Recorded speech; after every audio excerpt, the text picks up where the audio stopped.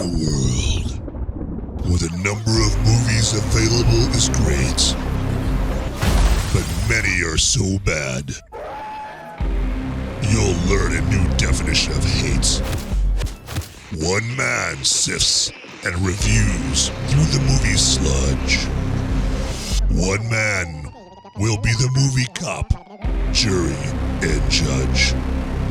He goes by many names, but you know him by Movies Merica.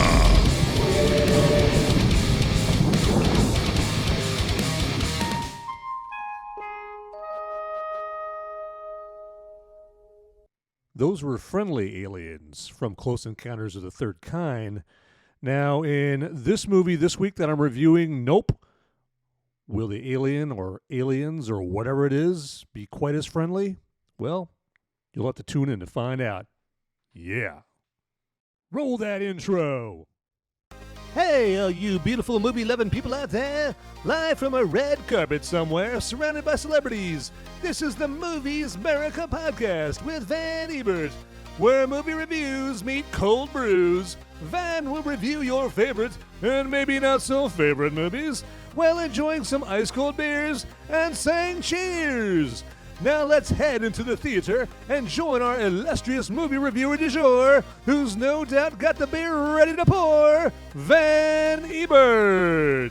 Welcome back, my friends, to the show that never ends. Yes, once again, welcome to Movies Merica podcast. Come on in, come inside. If you're out in the heat, come on inside, get cool. If you're out in the cold, come on in and get toasty. Yeah, you bet. So, hey, today we are going otherworldly, okay? We are going galactic. We are going into a mystery of the unknown, thanks to one director, Jordan Peele, with his movie simply called Nope. What if I told you that today you'll leave here different? Pops! Pops! I'm talking to you. Bro, what you see? Something above the clouds. That's big. How big? Big. You think whatever killed Pops is out there? Right here, you are gonna witness an absolute spectacle. So what happens next? Are you ready? Mm-hmm. Are you ready?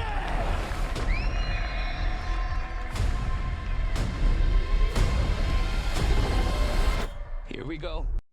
Now that has got to grab your attention.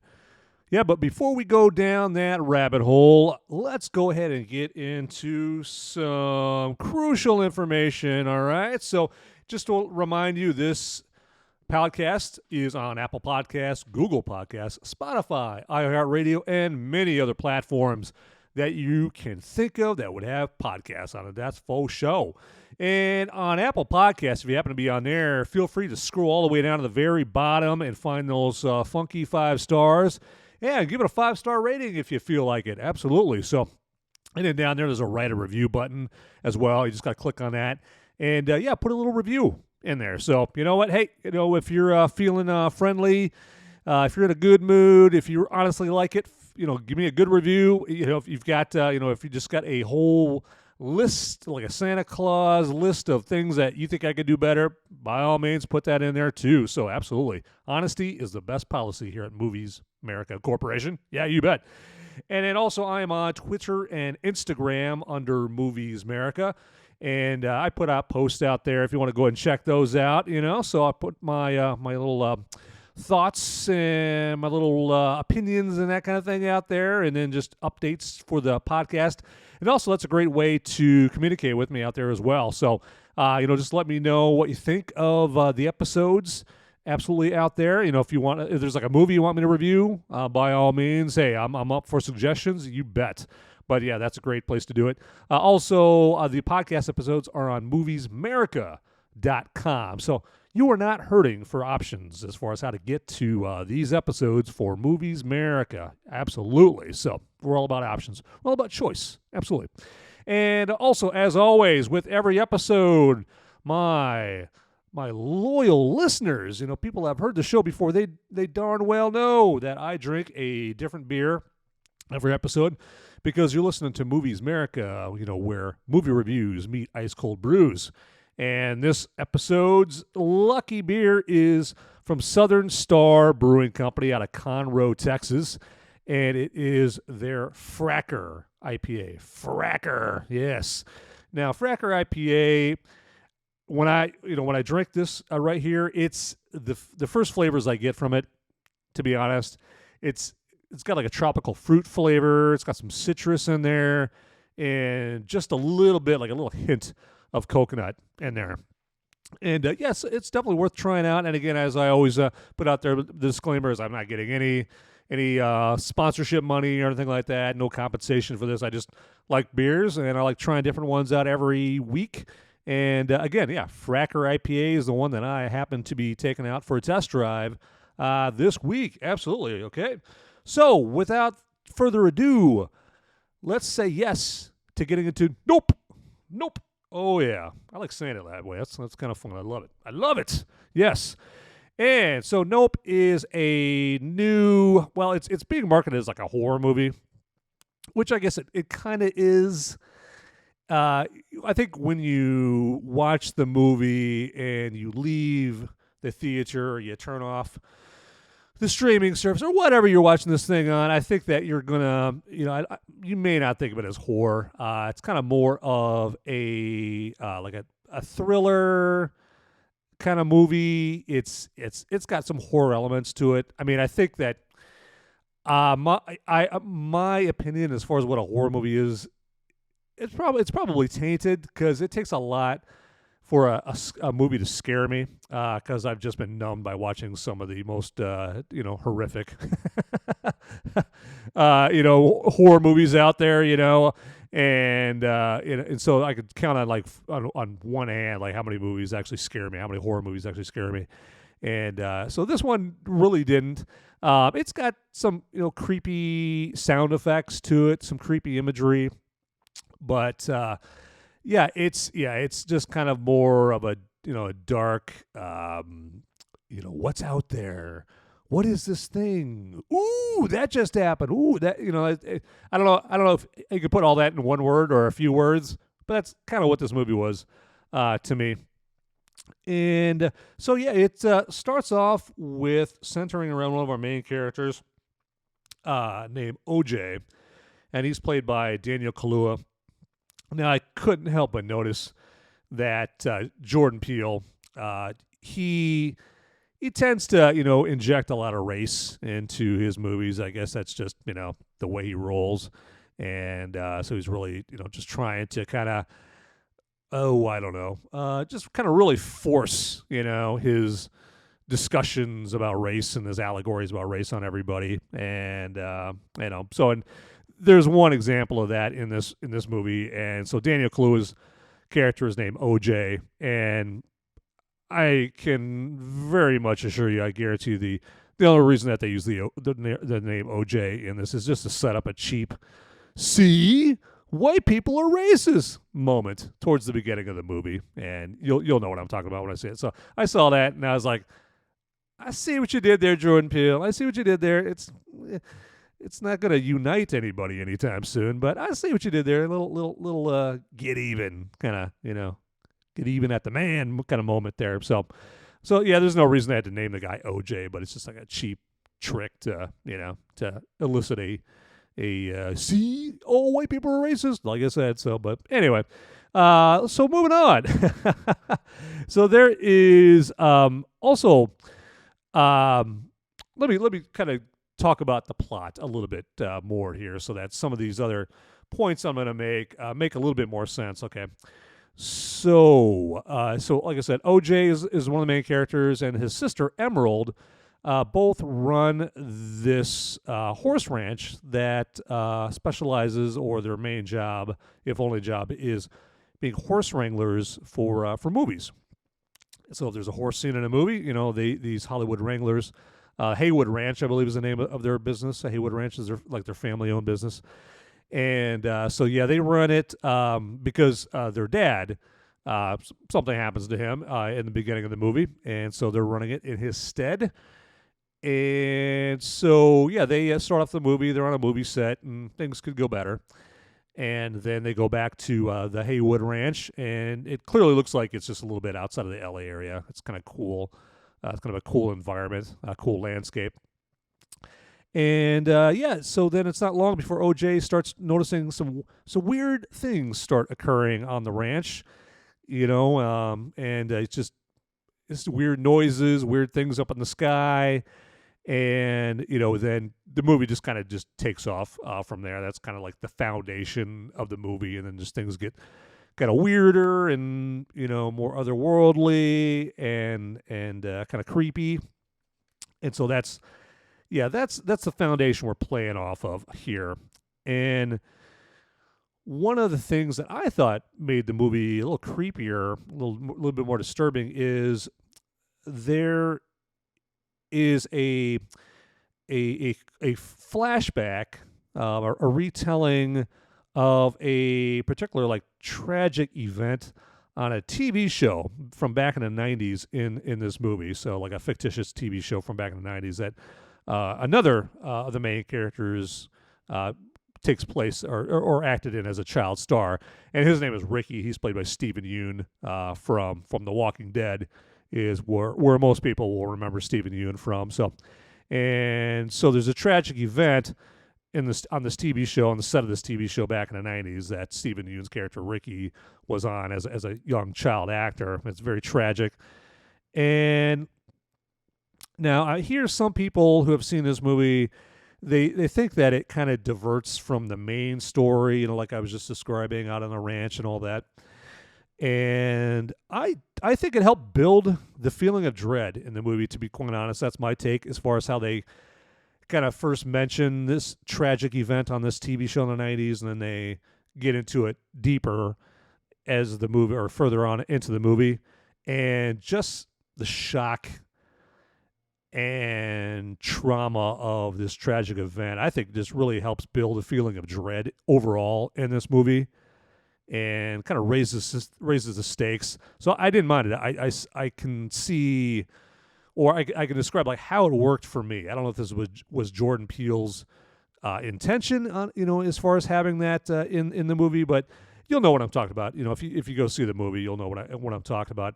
But now this flashback, it didn't quite work the way or as well as like the flashback in Signs happened. Remember Signs with Mel Gibson and Joaquin Phoenix, and they kept flashing back repeatedly in the movie Signs the tragic death of his wife, and that tragic event played into the movie, and especially the conclusion of the movie Signs, better than this flashback of this TV show does in Nope.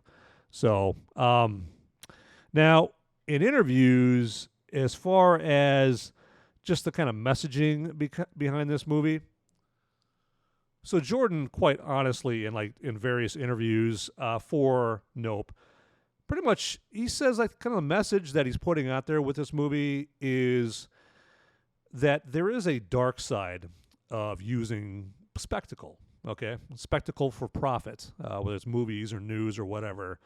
And in one particular interview, he was specifically talking about our media today and how the media does what they can to conjure up, to provoke, to instigate crazy spectacle, sometimes crazy violent spectacle, simply to get eyeballs on the screen and clicks on their websites to make money off of. To make money off of ad revenue based off of, great ratings. And, he's got a point. And he, in these interviews, who's he being interviewed by? The media. And so, he's taking it right to him. He's point blank just saying, hey, yeah, that's the messaging. It happens in all sorts of media. And, yeah, he's just putting it right there. And he's right. In this humble movie reviewer's opinion, and it's not like that's not exactly a profound take on my case or on my part. It's like, yeah, the media, conjuring up controversy, and pitting people together or pitting people against each other and conjuring things up. I mean, to create these images, violent, catastrophic images, catastrophic tragic events. Oh yeah, I totally agree with that take from Jordan Peele. Okay, it kind of reminds me a little bit of the movie Nightcrawler with Jake Gyllenhaal, where he is more overtly putting the puzzle pieces in place to create a bloody, murderous, tragic event for him to film. As a Nightcrawler, as someone's out there getting footage to sell to news channels for his profit. And if you watch Nightcrawler, he specifically, deliberately sets up these scenes to do exactly that, because he's an evil character, and Jake Gyllenhaal is brilliant in that role in Nightcrawler. So check that out after you watch Nope, or before you watch Nope. It's up to you. It's a free country, right? And so, yeah, the main character, as I may have mentioned already, is played by Daniel Kaluuya, OJ, or it stands for Otis Jr., because his dad in the movie is named Otis Sr., so this is Otis Jr. And so you likely saw him in Jordan Peele's first movie, Get Out, and then also Daniel Kaluuya had a bit part in Sicario. He played what's her face's Emily Blunt's partner in Sicario. And then, also Daniel Kaluuya was in that, what was that? Anyway, the Messiah movie there, so I completely forgot about what the name of that movie is. But he this is his second go-around with Jordan Peele. And I'm sure that, there'll be more collaborations between the two of them, for sure. Now, his sister, Emerald, is played by Keke Palmer, which I had never seen her before. Obviously, I'm sure she's been on other things here. One thing she's been in, for instance, that I never saw, wasn't Ballers. It was like Players, or whatever that Jennifer Lopez movie is, where they play like the strippers that dupe women or men that they want to kind of victimize them. So so whatever that movie was, apparently. I never saw it, and so it didn't really mean much to me. So anyway, she's in that. But in this movie, let's talk about her in Nope, okay? In Nope, she makes a impact, because she's her character is very charismatic and makes a name for herself, and so she was very boisterous and very energetic in this movie, and I'm sure we'll see her in future things as well. I also mentioned, or already mentioned, that Stephen Yeun from The Walking Dead is in this movie. He plays Ricky, or Jupo, I think is, that might have been his name in that 90s TV show that they portray in this. And the backstory of his character is actually more interesting than the way he plays him. Stephen Yeun, I think, although I liked his character Glenn in The Walking Dead, just the way that Stephen Yeun played him was just kind of bland and blah, and it didn't really draw me in. But he is a beloved character in that show in The Walking Dead. But and then also, this is like one of my highlights of the cast is it was great to see Michael Wincott in this. I hadn't seen him in anything in a long time, and probably his most famous role is he played the main bad guy called Top Dollar in the Brandon Lee movie The Crow. So we're going way back in like 1984 here, okay?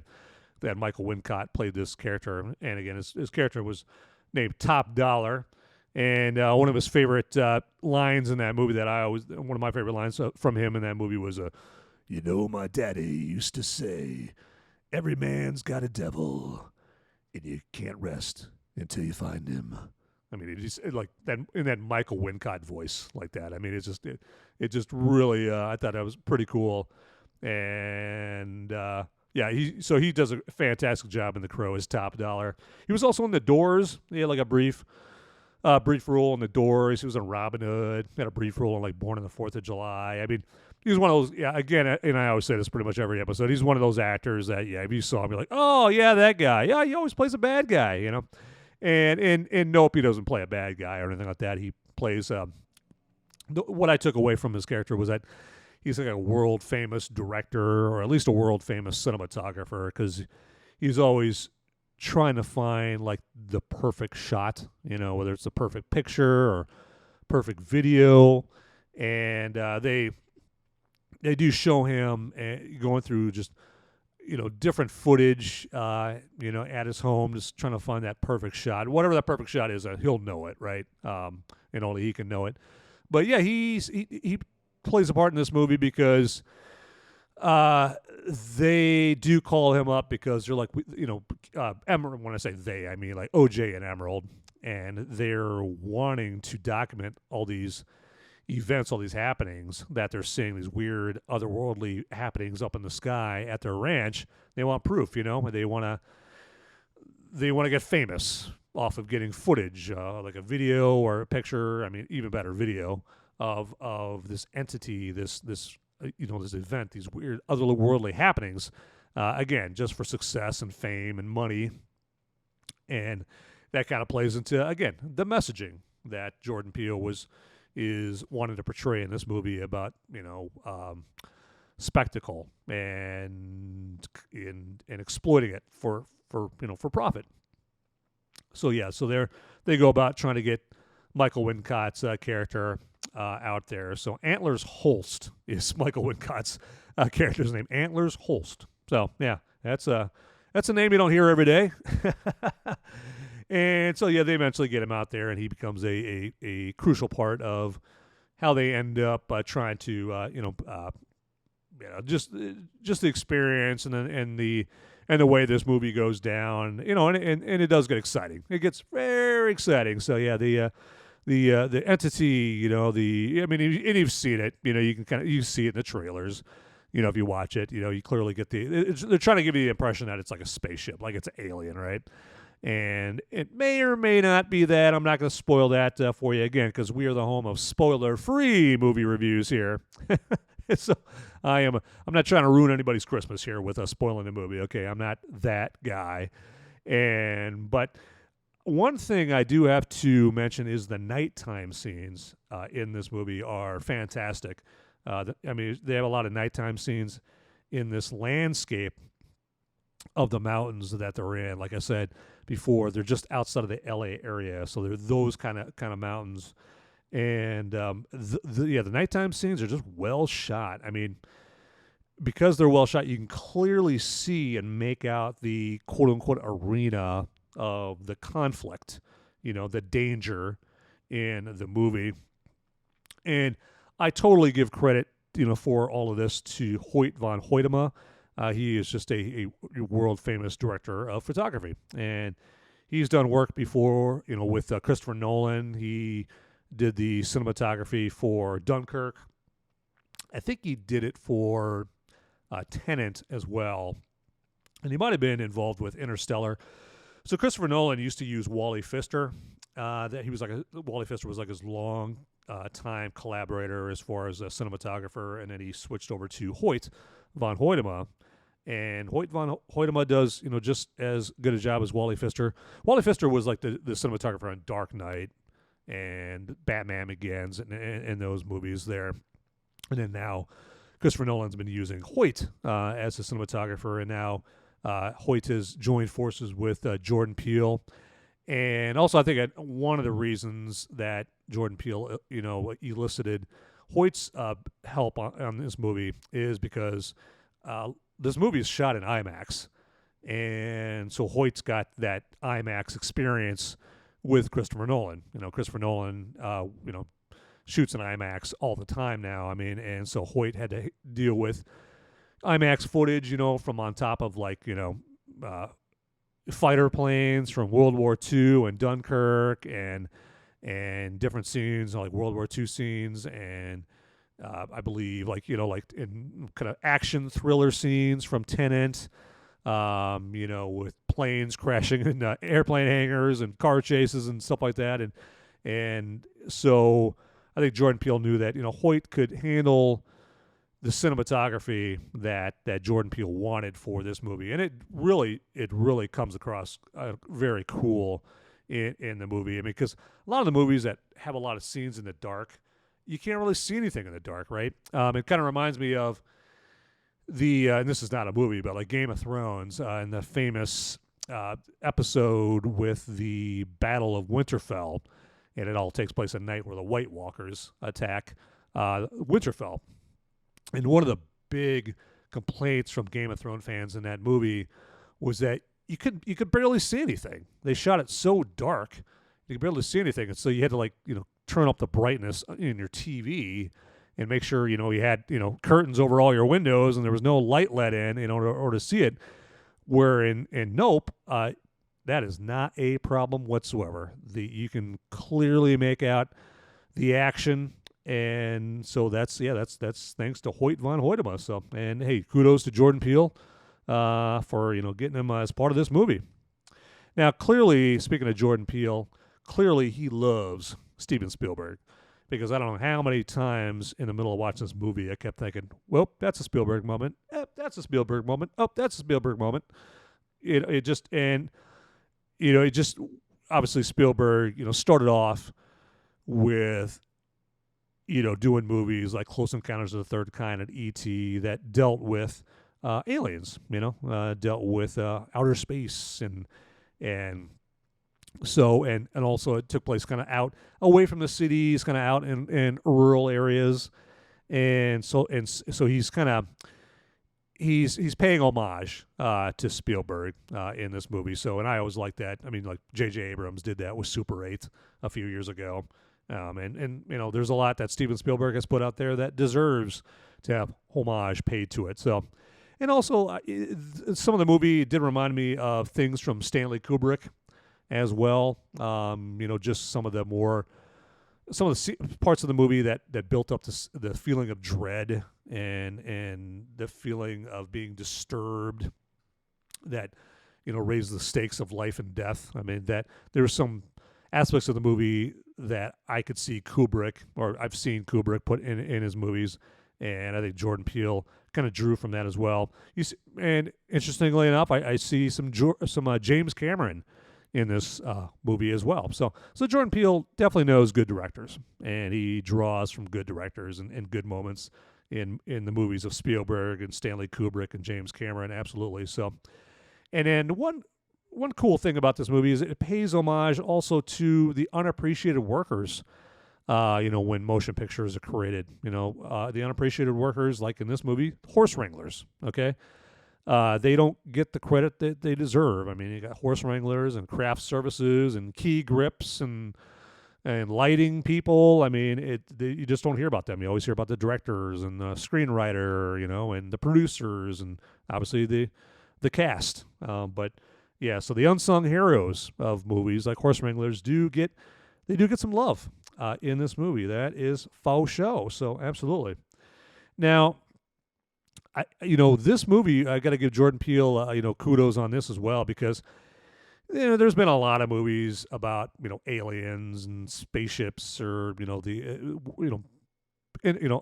interplanetary stuff. Whether it's horror movies or alien thrillers and that kind of. There's been plenty of movies like that. I mean, come on, we all know that, right? But this movie did feature some disturbing original scenes that I'd never seen in a UFO themed movie. There's just some scenes with people becoming victims of the entity in this movie.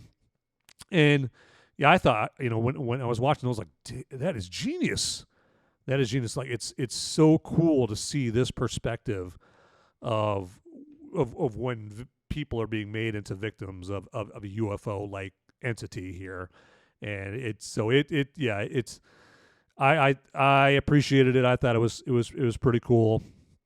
And I think you'll know what I'm talking about in this movie. You'll see for yourself. So So as you can tell, yeah, I'd recommend seeing this movie. It's not the best movie. It's got some Jordan Peele moments where he's throwing in some wokeness in there, but this is not near as it doesn't have the wokeness, the social justice crammed down your throat near as much as Get Out. Get Out was just overtly like, this is what I want you to see, this is what I want you to hear, this is the messaging, it's right in your face. Nope is nothing like that. It's I think in this movie he's purely trying to entertain, trying to accomplish what movies are for. Okay, they're not supposed to be after school specials. They're supposed to be entertaining, an escape, and a diversion. So, and Jordan Peele does a good job with that. So, but all right, well, I'm wrapping it up here. But again, as always, thank you for listening to this episode of Movies Merica Podcast.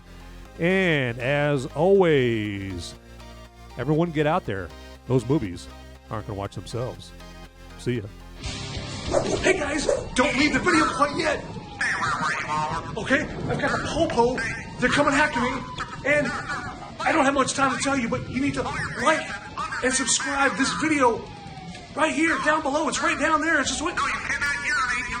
It's waiting for you down there, okay? And make sure you watch these videos over here too. You'll be doing me a big favor. I'll be in handcuffs pretty soon. All right. Thanks for watching.